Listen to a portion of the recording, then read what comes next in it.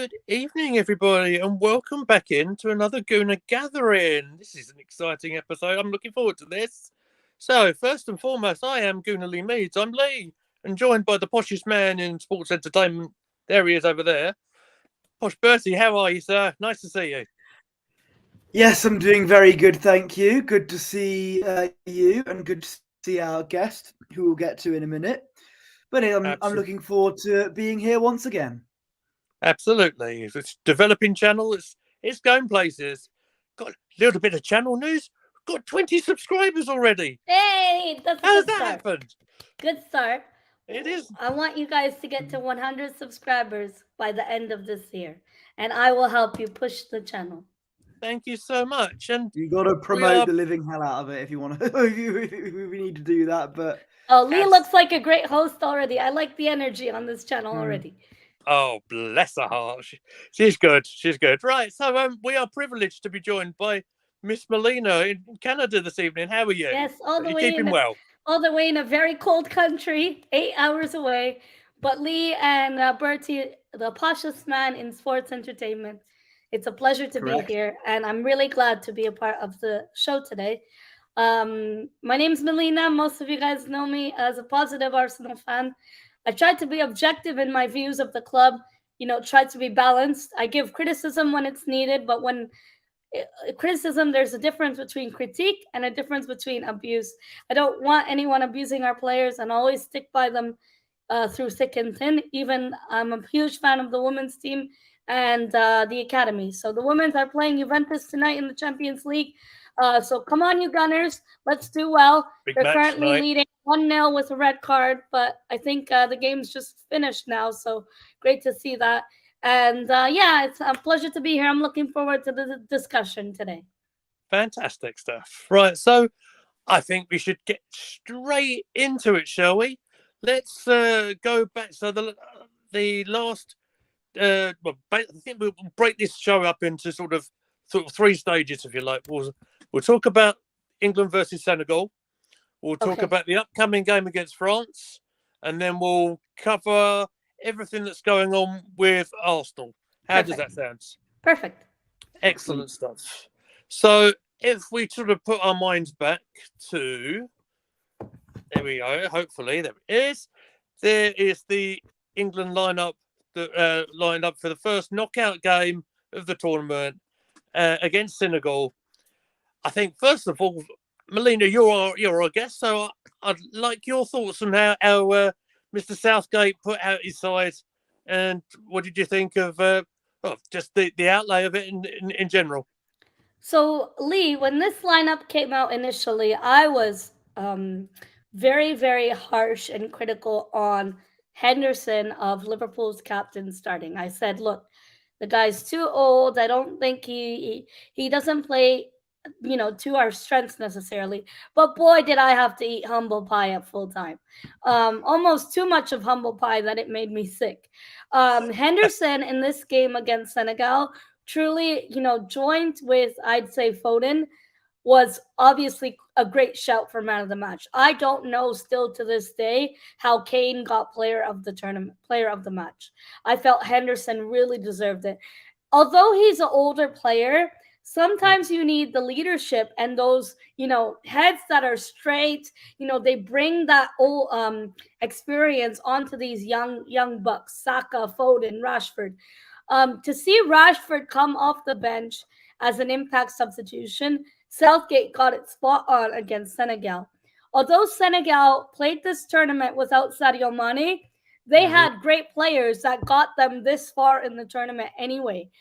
They have Koulibaly from Chelsea, as you know. They have a couple of Premier League players, and there were no fools. Oh, Mendy as well from Chelsea, and he's having a bit of a downward of season ever since AFCON. But Senegal are no bums. They are the champions and current holders of the African Cup of Nations, and for England to destroy them 3-0 with Edward Mendy in goal speaks volumes, Lee. And you know what? From the defense to the attack, England took every chance they had and tried to pocket it away, in that first half itself. And Lee, there's times against against Team USA, I felt England midfield got ripped apart. And I felt the quality in that America team just had a little bit too much of youngsters wanting to thrive and dominate. And when I saw this lineup of Saka, Foden, Kane, I said, wow. Because it's exciting, isn't even as much as I hate Harry Kane, and I did not celebrate the Harry Kane goal, I cannot get myself to cheer on our rival player. Even if he's in the England shirt, I can't do it. But when I saw my star boy, Bukayo Saka, pocket the third goal for England in a knockout stage to qualify for the round of 16 in the quarterfinals, I screamed so loud, my mom thought something happened to me. And I said, no, it's just my kid has scored. No, again. It feels like he's our young boy, from Hale End Academy. I said this. From Hale End Academy to the world stage. Yeah. And especially considering what happened to him in the Euros, what happened to Sancho and Rashford. For Southgate to really put up a team like that against Senegal, I don't even think Lee and Posh, I don't even think they knew what was coming up against them. I don't even think what they were going up against, they had a clue. I don't think Senegal was ready for that. It was an energetic performance from England. Yes. Certainly from about the 30-minute mark onwards. Yes. So, Posh, if I go to you, and so let's talk about Senegal making a pretty decent start, but then and obviously testing us defensively a little bit as well.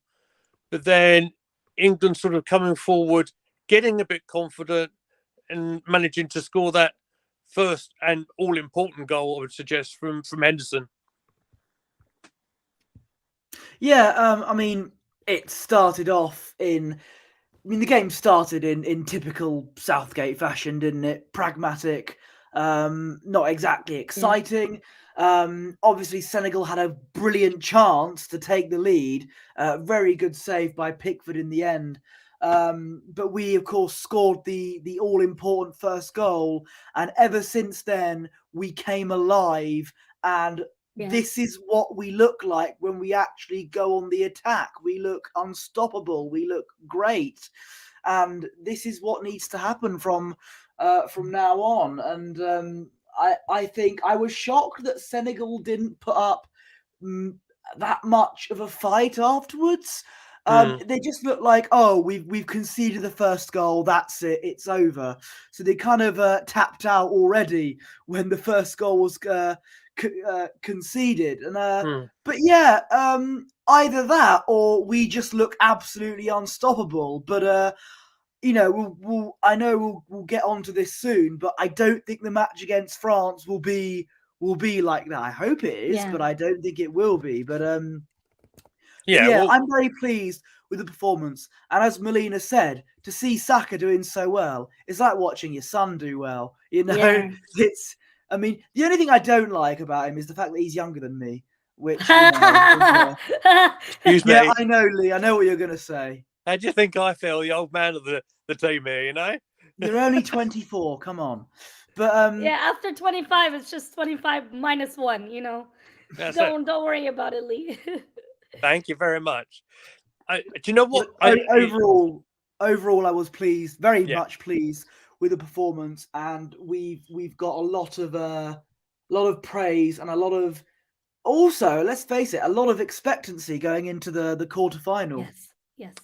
Probably more so now than there was going into the knockout game. You mentioned how sort of after that first goal, perhaps the Senegalese maybe felt, they caught us out. And I think the fact that we got the second goal so quickly afterwards and just before the half-time, they looked lost afterwards, didn't they? Rather knock the wind out of their sails, I felt. Melina. I think after that first goal from Henderson, of all people, to set us up, I think England really got the confidence boost after that and go right for the second right before halftime. Brilliant work of play. From the attack itself, for England, and especially under Southgate, to play fluid attacking football, That's what we've been crying out loud for this whole tournament. And for England to do that up against Wales, that's no problem. They're Wales, no disrespect to them. But, for England against America, America kind of did better than England. They actually dominated the midfield. And for The England to Americans' use midfield that, was brilliant. for England to use that draw, it felt like a defeat. For England to use that draw as a boost of confidence against Senegal, African nation champions, that speaks a lot. And I felt, even the defense didn't lay a foot wrong. Maguire is oftentimes a liability. He didn't really put a foot wrong. And I felt at times Henderson's leadership shined through that team in that game. Senegal in the second half, England just upped the gear, and the England attack was too strong for Senegal to even man mark players like Bellingham and Foden. They really struggled to man mark and tried to keep them away. By the way, can we just mention Pickford made some really good saves. When Senegal did try, Pickford was on his game, and that's why he is England's number one. But I really, I'm a bit upset in a way. It's kind of bittersweet because Ramsdale is, our golden child for Arsenal. And for him not to get any single minutes in this tournament so far, it was a bit upsetting. But then the other half of me says, oh, he plays for Arsenal. I don't want my boy to get injured. Come back to the Emirates whenever it's finished, whenever it's time, you can come back home safe. So that's a bit of a bittersweet feeling there.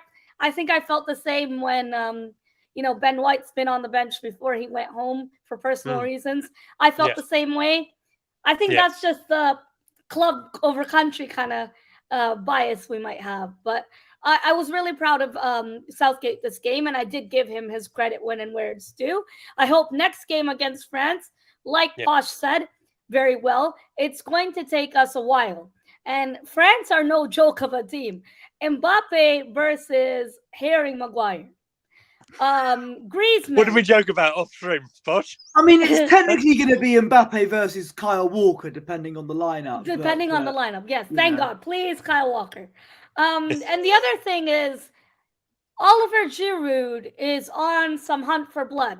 He's passed Thierry Henry's record, representing France at the highest level of the World Tournament. And this guy seems like he has all the goals in him that he couldn't produce at Arsenal. I don't know what happened. But this World Cup, to Tchouaméni, Rabiot is around 27 years old, I believe, and he's still performing really well. But with that being said, England need to go head-to-head, toe-to-toe with this France team. Please stop being so respectful and reserved to oppositions. Southgate needs to continue to play attacking football. Please, none of this sitting at the back and just defending. How are we supposed to score, Lee and Posh, if we're just defending and not attacking? If you're not able to go to their box and try to create an attack, try to get a shot on target, there's no point of England being this far in the tournament. That's just my opinion.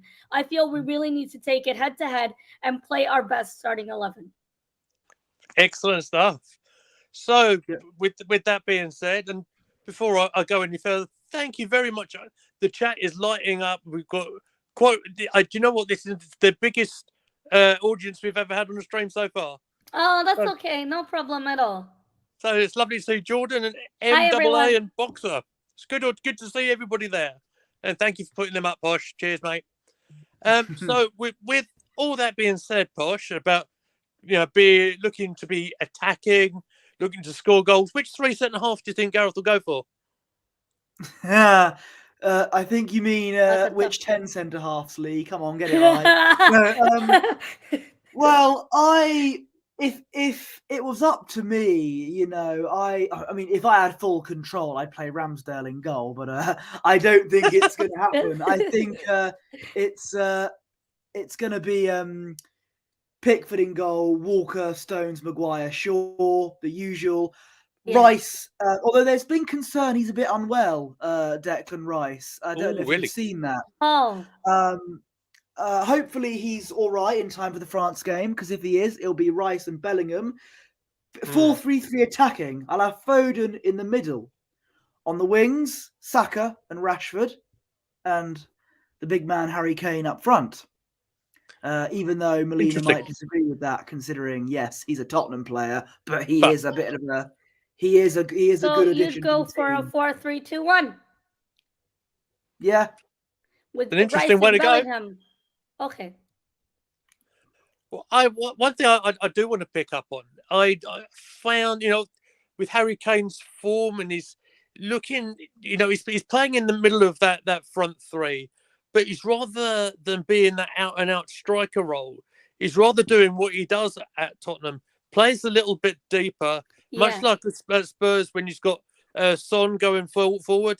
He's got the young lads. In this case, we had Foden and Saka using the pace to go in front of him, and Kane is more like the one that's playing as, just behind, providing that pass for the creative play.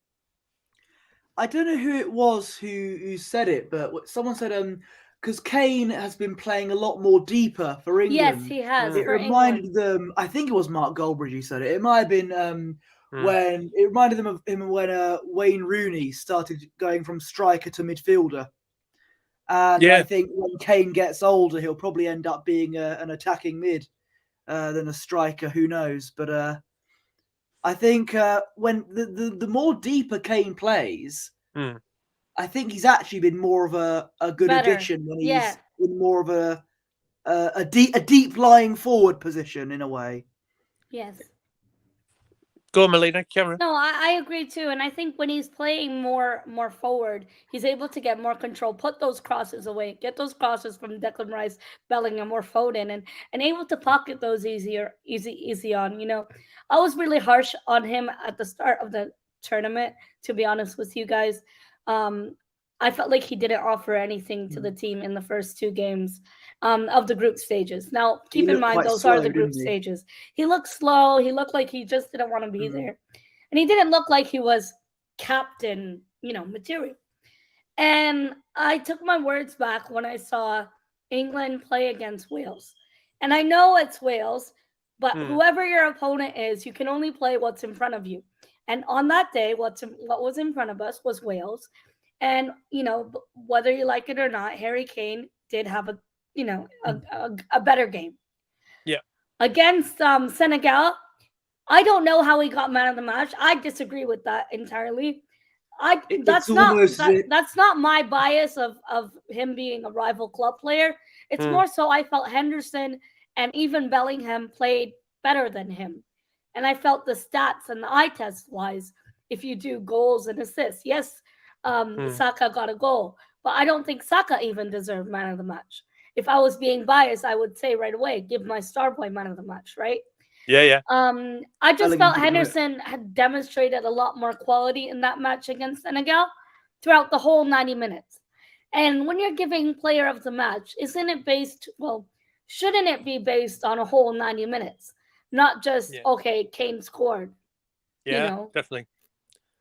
And that being said, you mentioned Henderson in that midfield, and having that experienced head alongside some quite young players, I think is invaluable, and it left the younger players, and particularly young Jude Bellingham, who's this tournament. I mean, I don't get to see a lot of German football, but I hope I haven't just lost my mic. Let me try that again.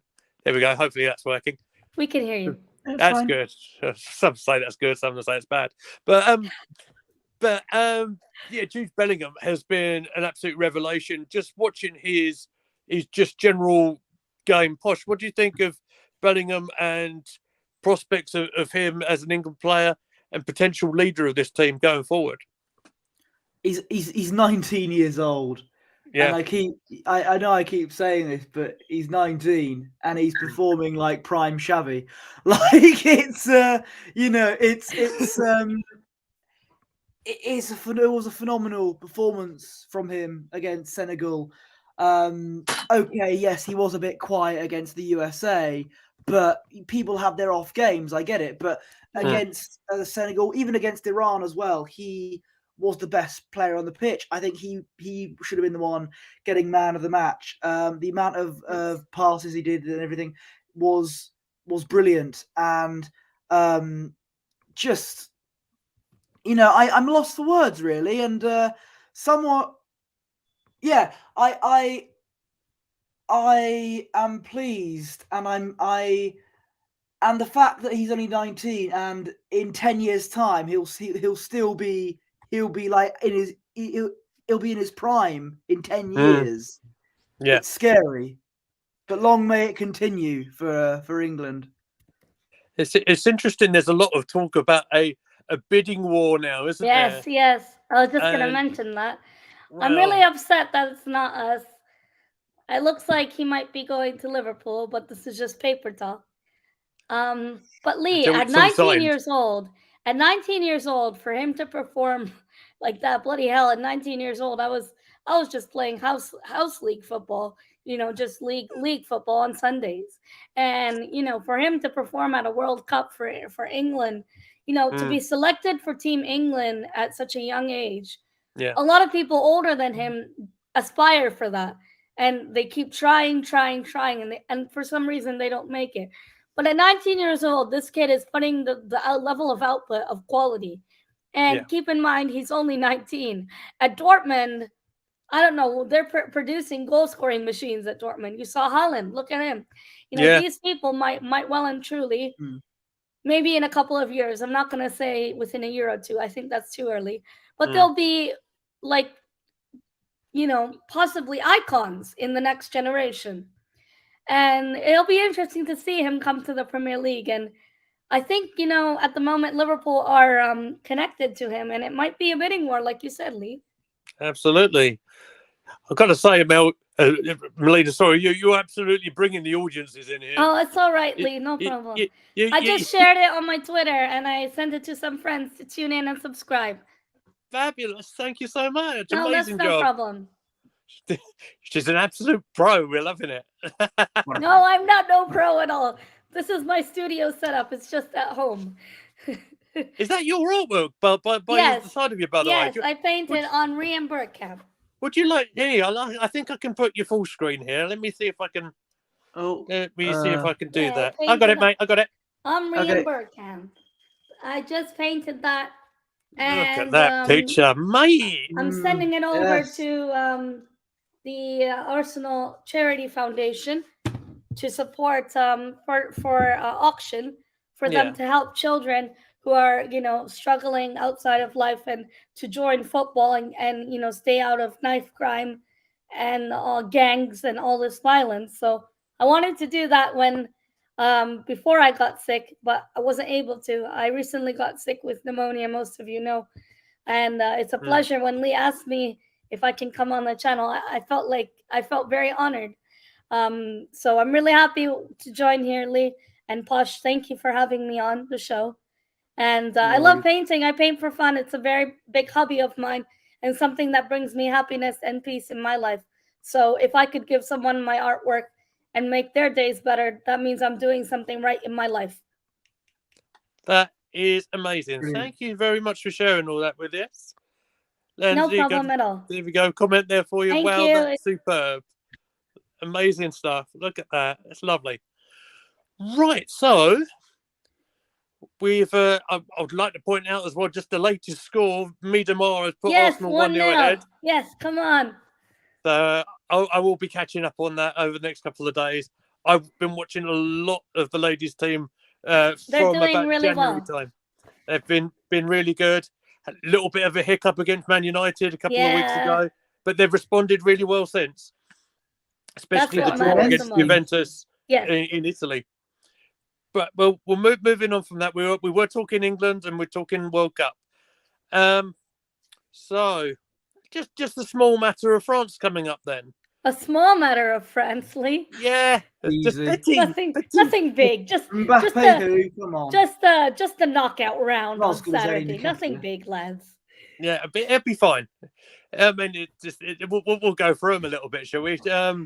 We mentioned Olivier Giroud a little bit. Who's just a little bit ago, he's just overtaken Thierry's goal scoring record for France. Of course, if we go back a few years, he was with us at the Arsenal. Do you know what? He's a physical striker. up to only recently, since Jesus came over to us, is something I think we've really, really lacked in the Arsenal side. Of course. And I think he gets a lot of he got a lot of criticism, which is because perhaps his name wasn't Thierry Henry. I think he didn't have Thierry's pace, but he had other attributes. I think we're going to have to be so careful in crosses coming in the air, and we all know how good Giroud's left foot is. Yeah.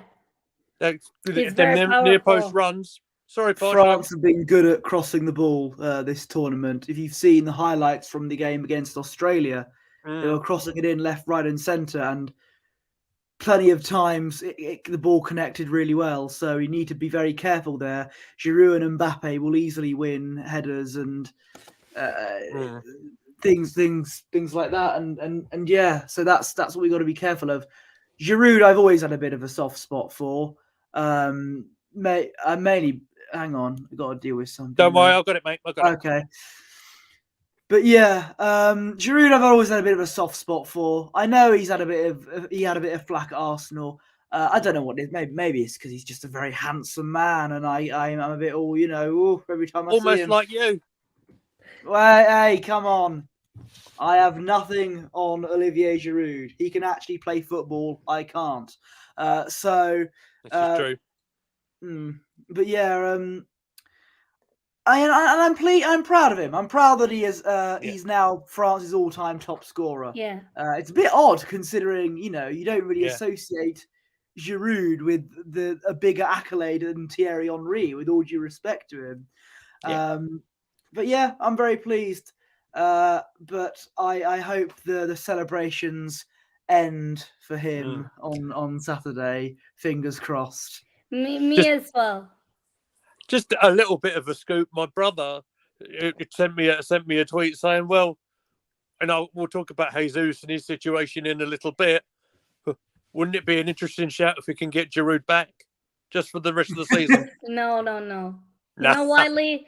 The way I understand, he wasn't really the greatest finisher for us, but I think it was the FA Cup.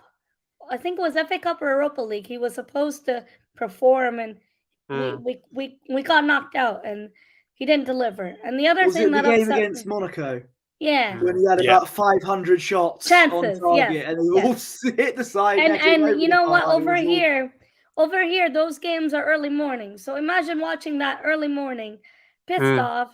But the other thing that hurt me the most with Giroud was how salty he was when he left us. He left us and he did the whole "thank you, Arsenal" after. I wasn't a fan. I just felt the letter, the way he left, he took the piss out of us, and I was disappointed. I didn't expect that from him. Yeah, I get where you're coming from. I take all that sort of stuff with a pinch of salt. I like to remember his things like the scorpion kick, and he did pick up a couple of FA Cups along the way with us. He did, yeah. He scored in the final against Aston Villa, if my old little brain remembers this day quite clearly. That was a good day, but I'll talk about that another day. Perhaps when I do my Desert Island kickabout, Posh. Yes. Anyway, who knows?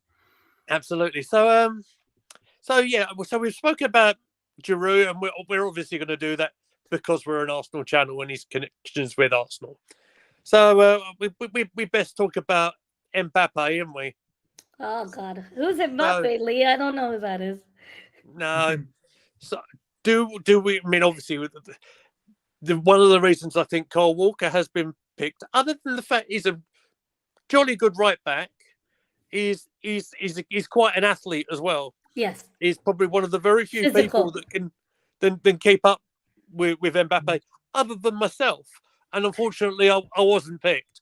But I do have concerns. I do have concerns about the fact that he's only just come back from his injury. Isn't it a big ask for asking Mr. Walker to take care of one of the world's best players in a knockout competition? So, A lot of people are saying, "Oh, it's got to be Kyle Walker against Oh. Mbappe. He's the only person to keep up with him." I hope I'm wrong here, but I don't think this is the case. You know, Walker, I think he is good, but I don't think he's just come back from injury. I don't think his form has been all that at Man City since his injury. He hadn't played until this tournament. Exactly, and I don't know. I think it's a bit of a risk, and I think that there's a clip of Mbappe absolutely humiliating Kyle Walker when he had the ball in England's game against France, I think from 2017, which was a friendly, I believe. I obviously that was many years ago, but I think I don't know. I think people might be hyping Kyle Walker a bit too much there. I do hope I'm wrong, and I hope he can absolutely, keep Mbappe quiet because God, we need to do that. We do. I just, as Boxer says, Walker was a bit rusty last game pace wise. Yeah. I just think people are overestimating him a little bit. No disrespect to Kyle Walker, he is very good, but against Mbappe, I do fear for him. Fair enough. But on the opposite side of it, how will the French defenders feel about going against Foden and Saka? That's true. That's a great point. Yeah, exactly. I don't think Koundé has had some good games, but I wouldn't say necessarily he's been one of the most consistent players in this tournament per se. I do want to highlight the comment in the chat from MAA. He says England just need to play a low block and half of Mbappe's threat is gone. There's nothing wrong with playing a low block. Nothing wrong with playing a low block. If it gets you results, look at Arsene Wenger football. We used to play horribly and still get the results. Yes, of course, that was back in the day. But, I think the thing with France is they have a high line press. And with someone as powerful as Mbappe, I don't think we should let the name fear us.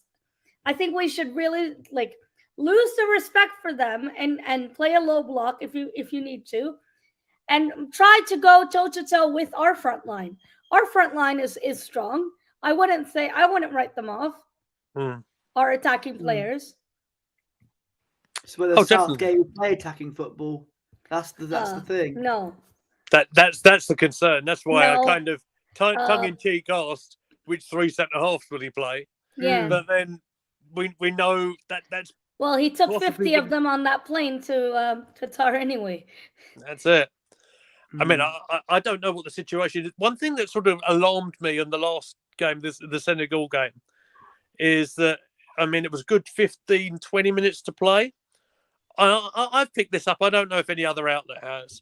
Where you took Stones off. Yeah. And I don't know if that was through an injury or they just wanted to give precaution. Yeah, maybe. But again, we talk about players. Eric Dyer, centre half. Okay, France will play their second choice fullbacks.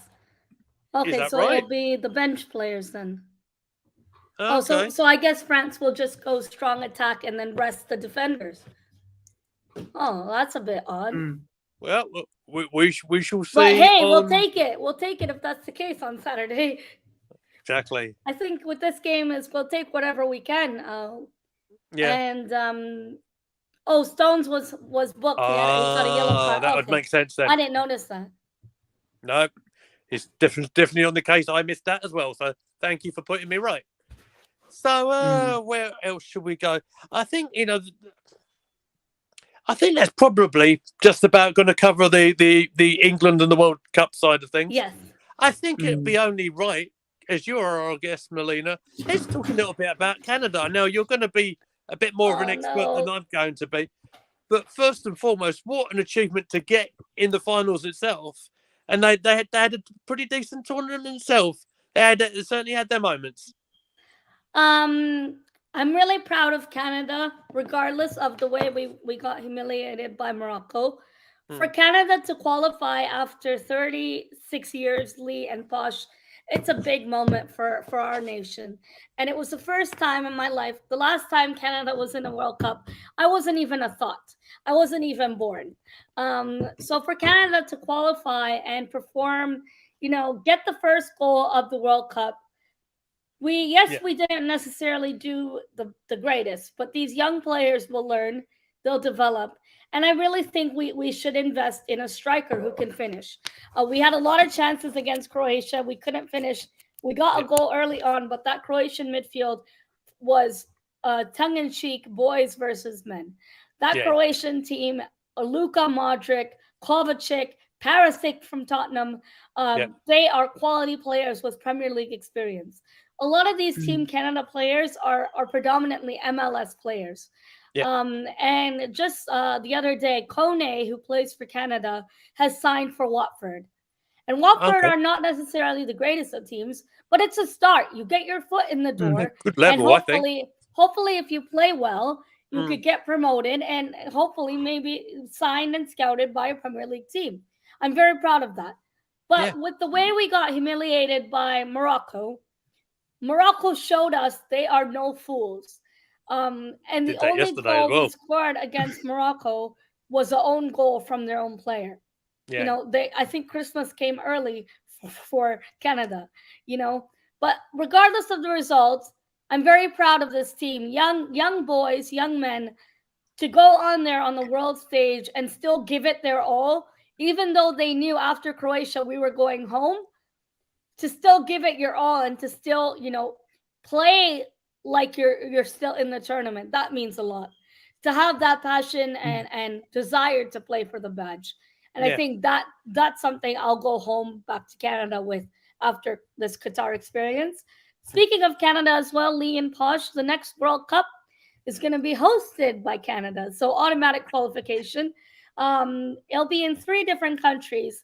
Canada, Mexico, and United States of America. I really hope, those tickets are going to be an arm and a leg, but I really hope I can go and watch my first World Cup game live. That would be incredible. In my home turf, so I hope Canada do a lot better, But I really enjoyed it. I've always wanted to go to America as well. Yes. So, I if it depends, I might well, we'll see what happens. It's in many years. A long way to go now, Posh. Gooner Gathering goes on tour. Oh, wow. Let's. But yeah, and I thought Canada they did okay. They were so unlucky against Belgium. Yeah. I watched that game. Oh my God, Belgium did not deserve to go this far. It was so unfortunate. Yeah, we just couldn't finish our dinner. And I think, against Belgium, when you're not taking your chances, when you're not finishing your dinner, you will get punished. And unfortunately, it was a fluke of a goal by Belgium. Even Kevin De Bruyne said he didn't deserve man of the match after that tournament.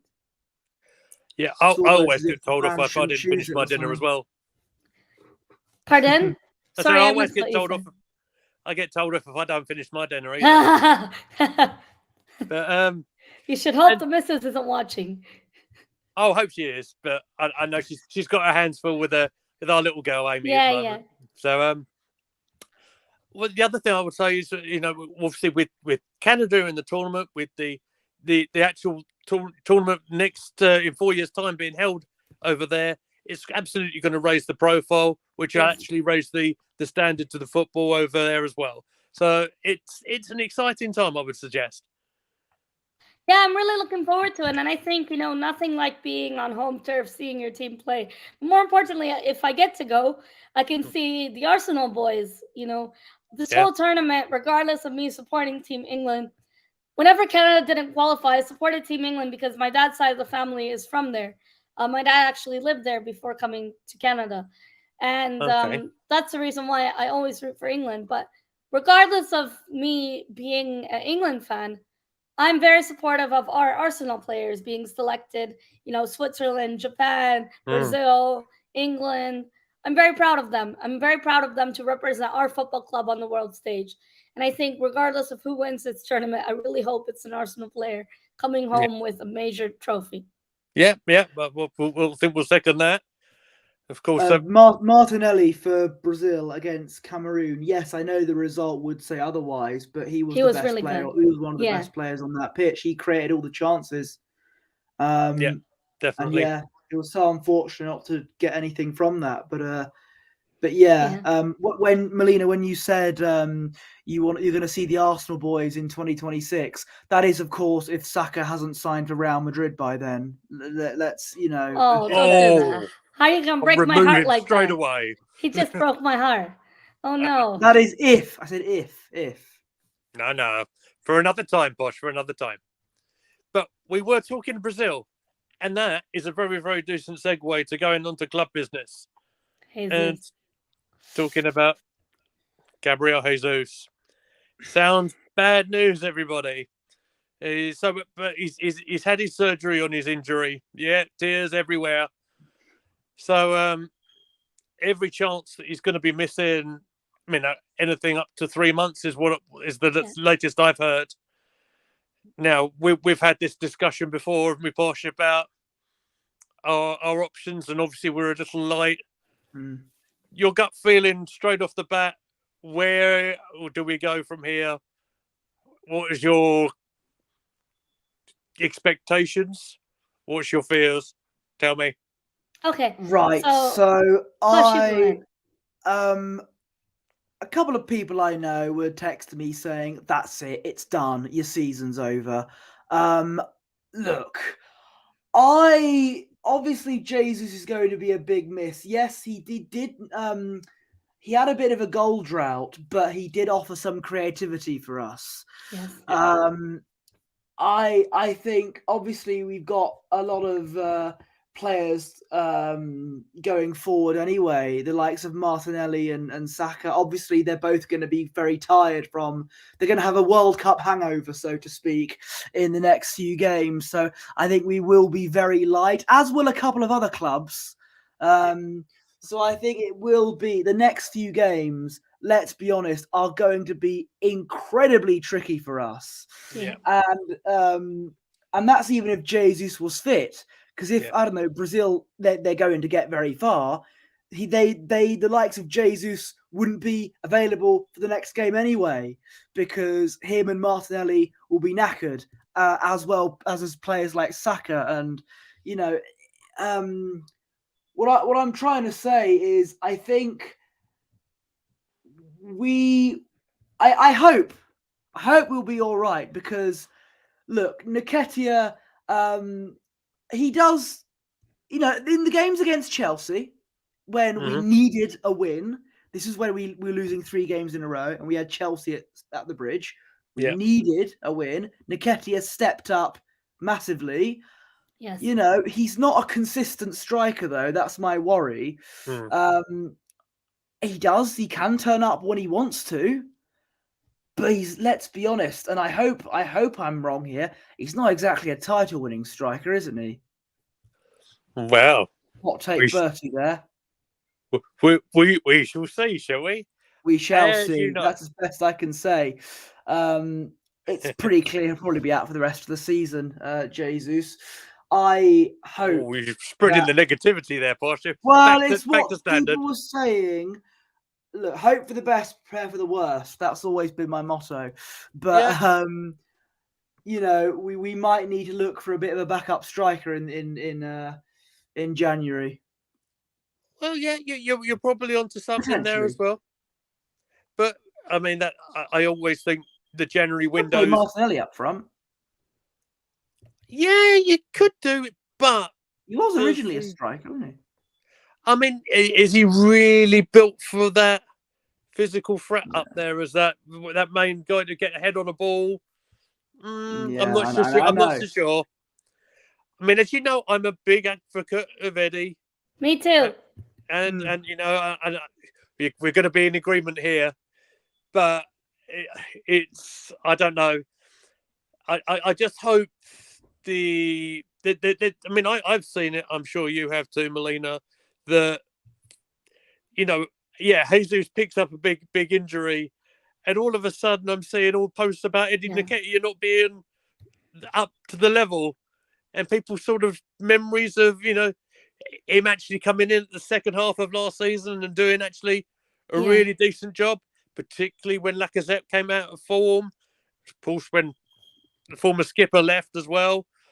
The only way he's going to get better is getting game time. Yes. So, is that how you feel we should go? Lee, I just want to comment first on the Jesus injury. First and foremost, before he was even had a proper diagnosis, certain Arsenal fans on social media, this happens all the time. They act like they're physiotherapy staff and they said, oh, our season's over. He's going to be out for the whole season. He didn't even have a full and final assessment, and people already wrote him off. I even saw some people say, sell him, he's injury prone. That's ridiculous. That's absolutely pressing the panic button and not giving players who, as long as they play for the Arsenal, wear the shirt, not giving them a chance. Eddie Nketiah, 14. Arsenal Football Club are no bums to give Eddie a new contract this new season after the results of last season. When Lacazette was not performing and not living up to the expectations we needed from him, Eddie Nketiah really helped us. People have forgotten at Stamford Bridge, it was Eddie Nketiah who helped us. Also, in that Europa League, when Eddie Nketiah wasn't necessarily at his greatest strength, he was not necessarily around the senior leadership that we have now. And by that, I mean the Xhakas, the Ben Whites, the Odegaards. He wasn't necessarily around the quality players. The other thing I do want to say, the quality players that he will be around now are a year older, a year wiser, with more experience and leadership to help Eddie. Yeah. And the last thing I want to say on this topic is the winger coming back, Emil Smith-Rowe. People have all of a sudden forgot Emil Smith-Rowe was joint top goal scorer with Bukayo Saka Starboy. And with him coming back on the wing, Eddie, when in that Europa League, was not played in his right position. Of course, he's not going to perform to his strengths when we're not using him to his strengths. I feel Eddie give him a chance. Please give him a chance to deliver and perform. And I am one of those fans who want to give him a chance to perform. He hasn't had a Premier League start, keep in mind. When he was in that Europa League run, he wasn't necessarily having majority of most of the first 11 was either injured or not performing. Lacazette, for example. When Lacazette wasn't living up to the expectations, we gave Eddie a chance, and boy, were people proved wrong. Please give the boy a chance before you write him off. And I think Jesus should be back in 2 to 3 months, but it all depends on him individually, how he feels. I don't want to rush him back because look what happened with Emil Smith-Rowe. He waited for that knee surgery and it got worse when he kept playing on that knee.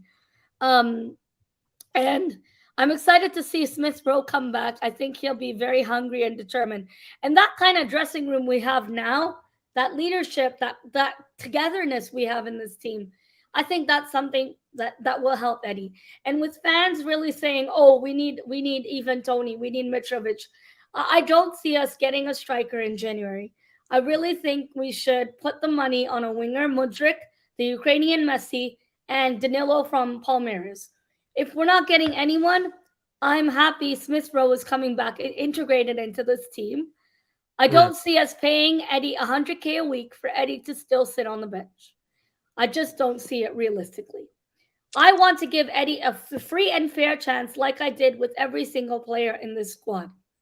The same people who wrote off Eddie Nketiah are the same people who said, I don't want Matt Turner. He's from America. He doesn't know football. And look at Matt Turner. I never said that, right? Can I clarify? No, Posh. No, not you, but I'm saying in general, of course. Matt's been fantastic in the World Cup, by the way, for the States. He's been brilliant. And, he's in the games he's played for Arsenal, I think I'm right in saying he's only ever conceded one goal, and I think that might have been a penalty. Okay. Oh, wow. It's knowledge or something like that, anyway. You make a great point about Emil Smith-Rowe as well. He is in the travelling party in the, let me get it right, Dubai Super Cup, which comes up tomorrow.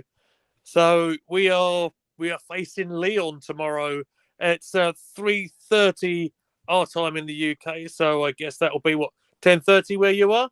Yeah, and we get to watch Lacazette again. So it'll be a good reunion with the boys. That'll be interesting. But you know what? It's watching the Arsenal again, and I think that's something I've really missed for a long time. Nothing like club football, Lee and Posh. Absolutely agree with you. I miss doing our live Arsenal chat logs, Posh, and I really you know how passionate we can get on it, and the tangents we go off on it. It's always nice. You should, Melina, if you have the spare time, just check out some of our our highlights from our chat-alongs.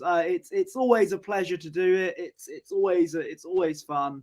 Yeah, and yeah, it makes watching Arsenal a lot less stressful, especially with company as well, and especially when you bounce off someone. He's managing Burnley, Lee. Oh, yes, that's true. Yes. Oh, company. Company. Okay, right. All right. I'll get my coat. That was a good one, Posh. So I'll briefly talk about Lyon, because that's where we were going. Yeah. Managed by Laurent Blanc, of course. They are currently 8th in the French league. Familiar players that we will know about: Moussa Dembele, used to play for Fulham and Celtic. Jerome Boateng, defender from Germany. Yeah. And former Arsenal player, do you remember Jeff Rene Adelaide? Former youngster. Yes. Oh, wow. There you go. Cut. There it was. That's what I'm all about, mate. You know that.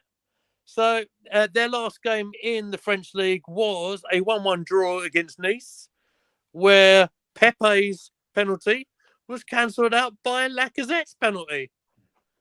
I know it's very much like a pre-season friendly. Yeah. I say to any of our fan base, win, lose, or draw, it's a friendly. Let's just keep it nice and relaxed. Keep it friendly. Exactly. Keep it friendly. There is an awful lot of young players in this squad. Yes.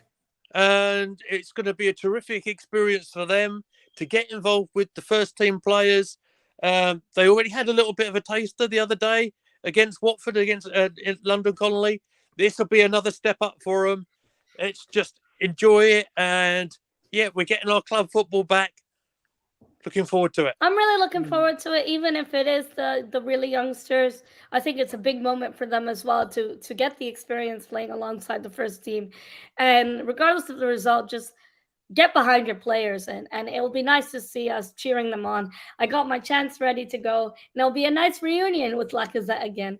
You know, Lacazette didn't mean no harm when he was at Arsenal. I know near the end of his career, he wasn't necessarily performing to the greatest strengths that we wanted him, but he never spoke ill of us, and he never went to a club called Chelsea.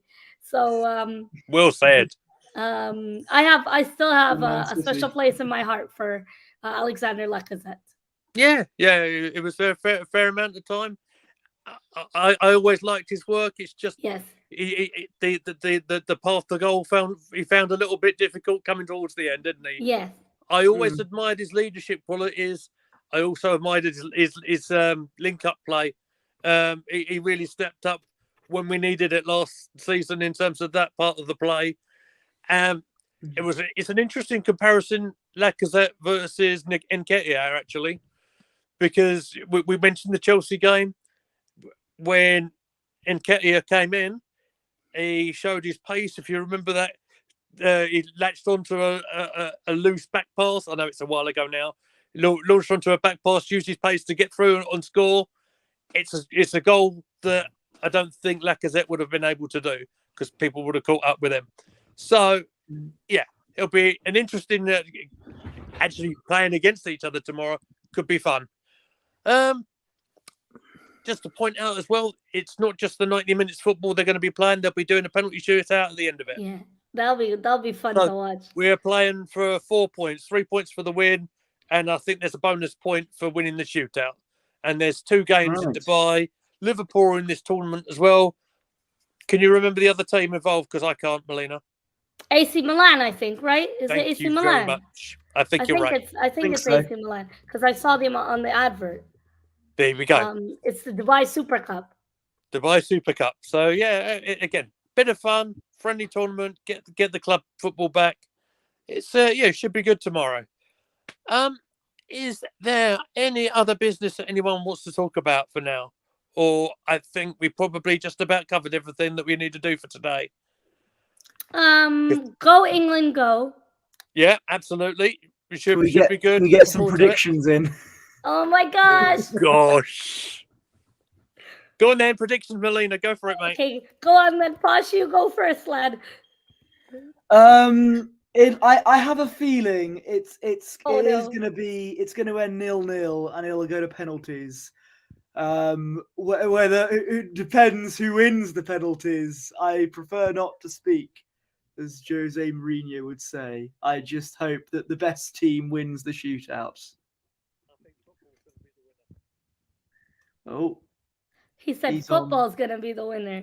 That's a great answer. So. And I hope football comes home too. That's a great answer. I'm gonna go 2-1 Arsenal to the Arsenal. 2-1. Come on, get behind my team. And on the penalty shootout, I unfortunately think we'll lose the penalty shootout.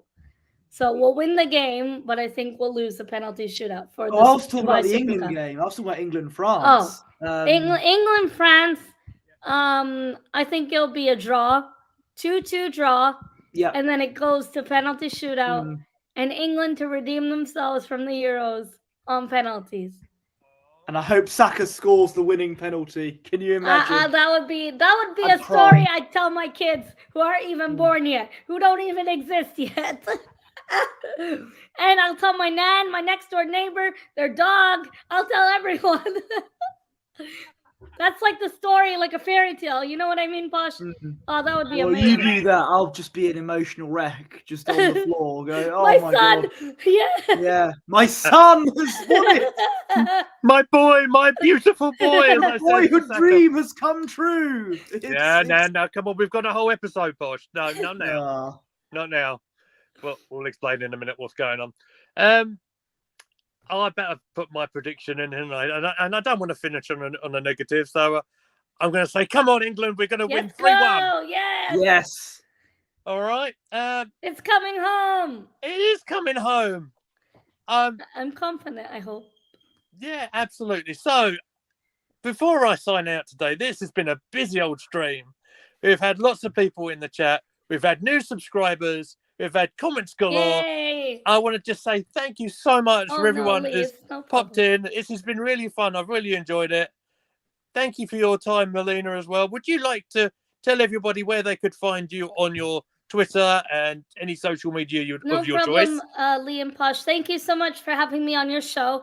It's been a pleasure to come back here and to come on the channel for the first time. But please don't be strangers. I'd love to come on your channel again whenever possible. And I'd love to have both of you on my channel when I'm back doing YouTube. So fantastic. We'll be there. I'd love to have both of you on. I love your energy. Keep supporting the Gunners through and through. I'm really looking forward to the season coming back when we play West Ham in the Premier League. With that being said, my channel is called Miss Melina. I do Arsenal and Fantasy Premier League content, but I pretty much do tactical analyses of Arsenal games, and I cover a lot of the transfer news too. So thank you very much, Lee and Posh. It's been an excellent stream, and I really loved the chat today. I'm so sad it's ending, though. It was so fast. Thank you for bringing in a lot of numbers. Oh, no. Absolutely. It's amazing. Thank you for bringing in the views. Don't worry about that. I want to say thank you to everyone who subscribed to the channel, my friends. I really appreciate you guys for tuning in and listening to our discussion, and I hope you all enjoyed taking part in it as well. Yeah, and Posh, it's always been a pleasure you being here with me. Socials, please, sir. So follow me on Twitter @PoshBertie and Instagram @BertieOneless. Don't follow me in real life though; it's a bit weird. Yeah, absolutely. You can't be a stalker; it's not allowed. No. But you can find me on Twitter, Goonerly Mead. You can find us as a channel @Gooner Gathering. Thank you so much for everyone that's been here. This has been a brilliant stream. I've really enjoyed this. And we shall see you next time. Take care, everybody. Bye, everyone. Goodbye. Come on, you Gunners.